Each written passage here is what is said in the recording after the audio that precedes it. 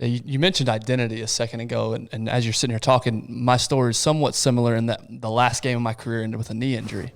And so, tore an ACL, and with an ACL, that's a year-long, rehab. And you're sitting there 2-3 weeks after surgery, and you can't even walk. Yeah. And you're just thinking, okay, everything I've ever done in my life, everything I've ever worked for is as far away as I could possibly imagine right now. Mm-hmm. It's not even on my radar right now. And so that identity hit for me, and it sounds like it was a little bit for you. Oh, totally. Is just a huge blow in that everything I ever thought about wanting to do, I can't do it anymore. I can't even walk. Yeah. Mm-hmm. So where do I go from here? Yeah, I think I had more that like identity crisis when I finished weightlifting, because like even when I hurt my back, I was still at a training center, so I'm going down to sports med, I'm getting worked on every day. Like I'm going to different consults, all this stuff. So the goal was always still to get back to weightlifting. It may take me a long time and it may be a really shitty road, but but you still saw yourself as a weightlifter. That's still the end goal. Mm-hmm. It was, after I came back from the surgery, I came back, I hit PRs, hit a really big milestone for the total. And I remember I was just like, all right, I'm done.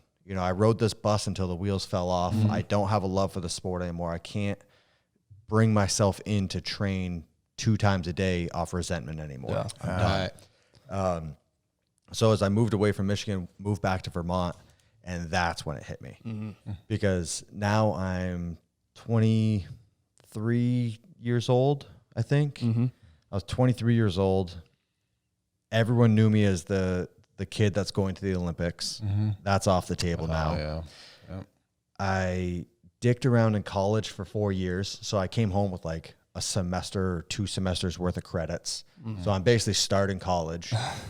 I had to move back in with my parents into my old childhood bedroom. Yeah. And it's like I'm watching everyone else I went to high school with, all my friends getting married, graduating college, having kids, getting a house.